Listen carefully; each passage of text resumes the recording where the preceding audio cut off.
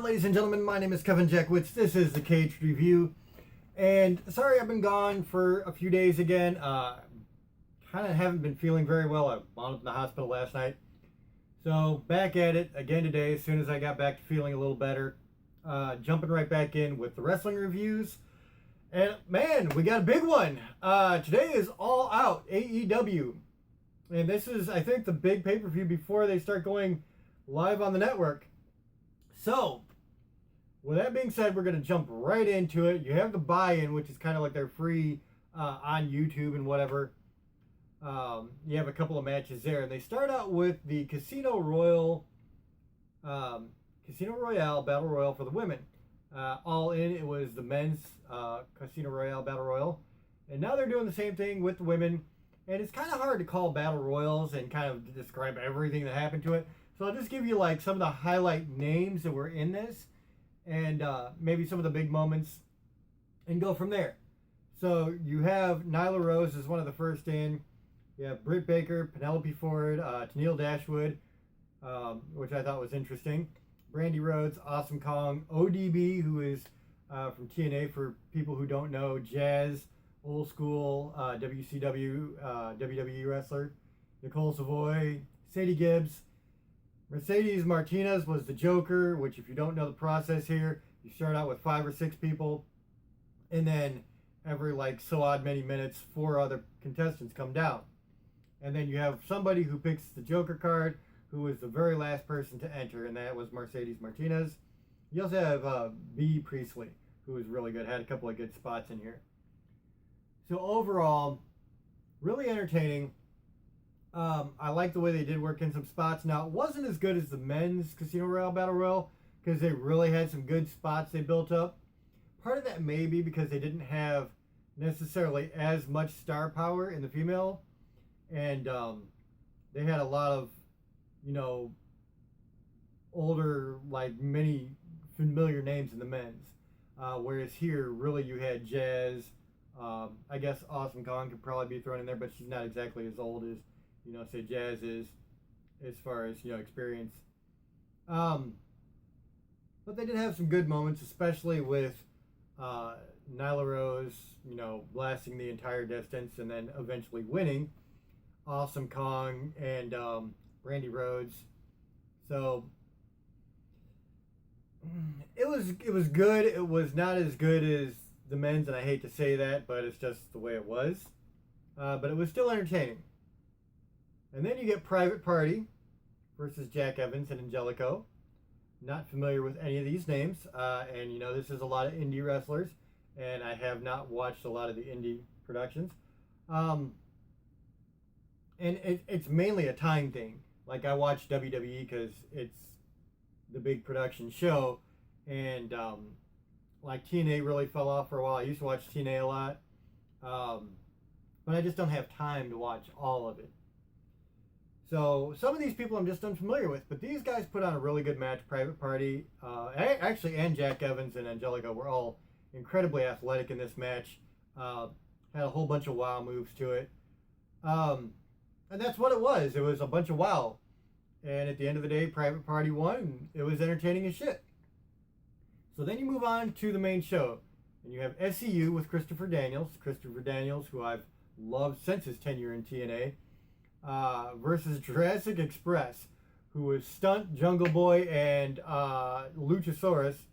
Luchasaurus kind of made an impact at All In, and now at All Out, he made an even bigger impact, honestly.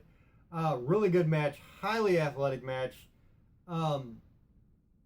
And this is kind of where I noticed the difference between AEW and WWE in a major way. Like, there are obvious differences.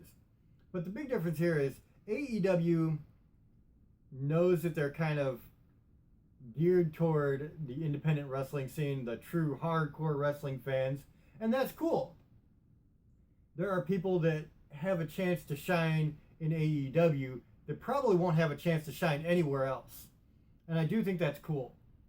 The adverse part of that is when it comes to what most people are going to be looking for, most people are used to WWE, WCW, and while guys like Stunt are an attraction in their own way, they're not an attraction like, say, the Big Show is.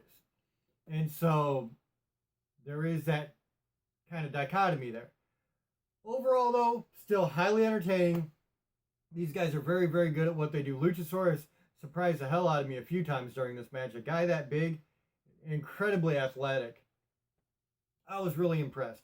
But at the end of the day, they took out Luchasaurus, and they SCU and Christopher Daniels got the win. And at the end of the match, all 6 guys, they held each other's hands up. They stood together in the ring, and they made it a moment, which was very cool. Second match of the night blew me away. Well, second match for the main show, I should say. Kenny Omega versus Pac. My God, was this a good match.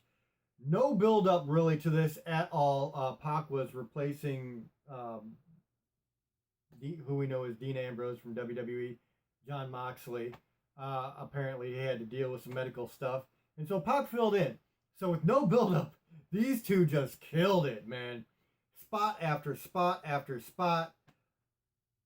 Absolutely amazing match. Like, this was a damn entertaining match. Blew me away. And they gave Pac the clean win, the clean pass out win over Kenny Omega. That I thought was hellacious. Because Kenny Omega, he's had a hell of a career already. Everybody knows him by now. He doesn't really have to worry about losing steam, I don't think. And so this really did a lot for Pac. Like, it really did a lot. Besides, the dude's amazing. So it was just a damn good match. Next, I forget what they called this match. It was a something Cracker Barrel something match. Basically come down to like hardcore match is what it was. Jimmy Havoc versus Joey Janela versus Darby Allin. Joey Janela seems to be making his, or I'm sorry, not Joey Janela, but Jimmy Havoc seems to be making his career in a hardcore fashion. You know, he's like the old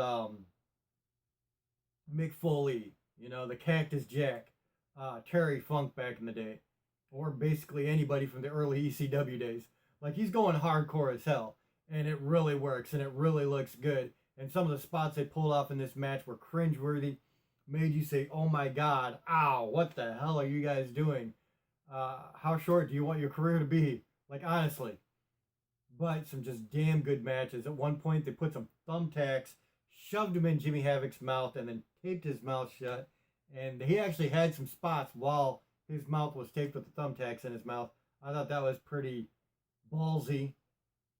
Guys with these big ass barrels, Cracker Barrel barrels, that they're using to do stunts on, and just, it was a demolition derby. At the end of the day, Jimmy Havoc won, and it was a damn good match. Then you get the Dark Order versus the Best Friends, Chuck Taylor and Trent Beretta. Not familiar with Dark Order. I am a little bit familiar with Chuck Taylor and Trent Beretta. I've seen them a few times. Definitely athletic guys. And the Dark Order, I liked what I've seen so far. First impressions, really good. So it was a good match. This one I'm just going to kind of cut short. The Dark Order won. And then at the end, the lights go out because there was a little attack after the match. And Orange Cassidy shows up in the middle of the ring. He has his hands in his pocket like he always does. And he actually runs through the ropes, does a Suicina on the Dark Order. There you go. Pretty cool moment. Then you get Hikaru Shida versus Riho. And this is, I guess, for the number one contender. Well, they're going to face Nyla Rose, who won the Battle Royal earlier. And the winner of that match is going to be the first women's champion for AEW. So, incredibly athletic match. These two women put it all out there. Definitely went for it. Riho won. I'm not familiar with either of these ladies, but they both grabbed my attention very, very quickly. I really liked what I saw. And I hate to say they fought like the men, because that's kind of sexist, honestly. But they really put it all out there. I mean, they were fighting. They were getting into it. So that made it looked realistic. Let's go with that. And so Riho picks up a win. I liked it. Then you get Shawn Spears with Tully Blanchard versus Cody Rhodes with MJF. Cody Rhodes so far has been pretty dominant in his pay-per-views, and I get it. You know, he's kind of the head. I would like to see him put somebody over, but it was a good match. It was a really good match. I liked what I saw. Sean Spears shows that he can really be a headliner. He showed that he's got what it takes to be a main eventer for sure. And it was really good. Tully Blanchard got involved in parts, MJF.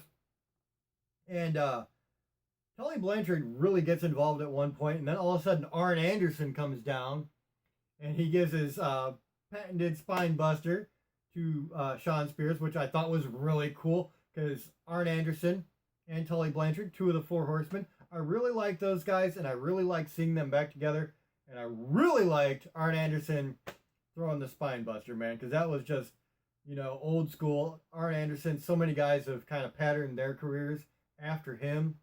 So that was just kind of a mark out moment for me. At the end of the day, Cody Rhodes, he wins. So it was good.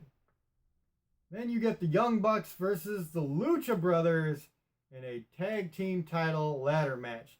Lucha Brothers are the champions. How do I describe this match, dude? It was like 20, 30 minutes of you're gonna die. You're gonna fucking die. The moves they pulled off in this ladder match, first of all, a lot of the moves they pulled off here, WWE wouldn't even allow. They killed it, dude.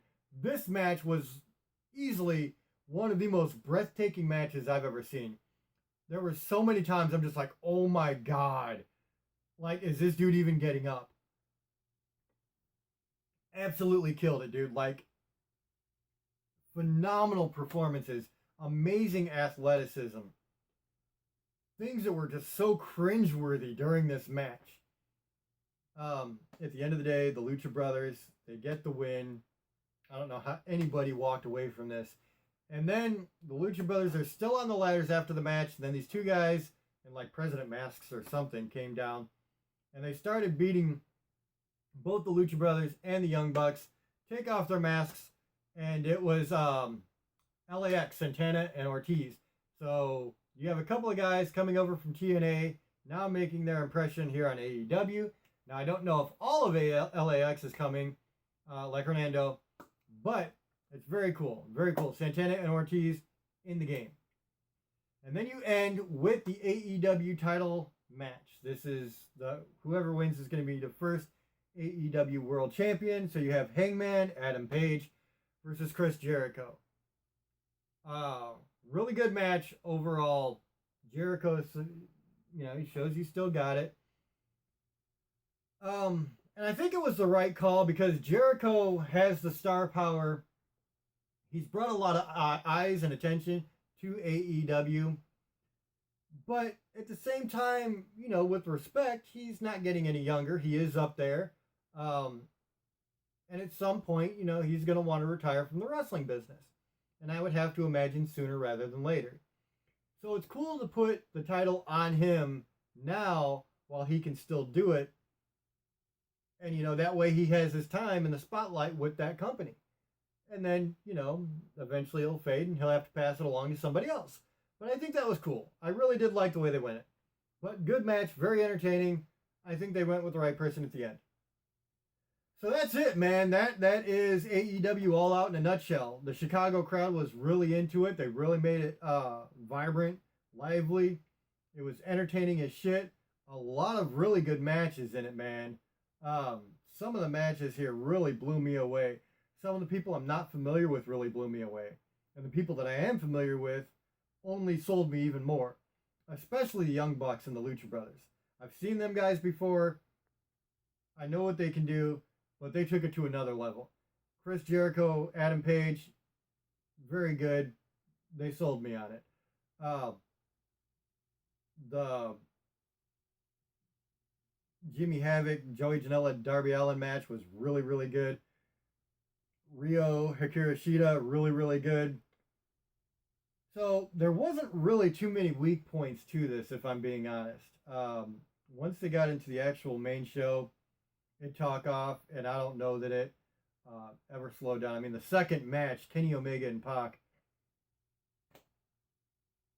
that just drew you in. And it stayed that way for much of the show. So, and honestly, if there was a weak point, and I don't really think it was a weak point, but the weakest part of a very, very strong show might have been the Dark Order versus Best Friends, and that's only because everything else was so damn good. And it was still a good match. It was highly entertaining. So when your worst match is described as highly entertaining, you did something right. I'm trying to think of if I want to give this a 10 out of 10 because I'm looking at it and I'm trying to see if there's any weak points. And if I'm being honest, there really wasn't too many weak points. I'll give this a 10 out of 10. I got to do it because I think they started out strong. I mean, really strong, and they just kept the pace. The buy-in, I wasn't as big on the Women's Battle Royal, but I'm just talking main show. And even the second match there was really entertaining. So I got to go with it. So I'm going to give it 10s, man. That's what I think. So let me know what you guys think in the comments below. If you enjoyed this, hit the like button, subscribe, and share. My name is Kevin Jackowitz, Kaged Nation, out.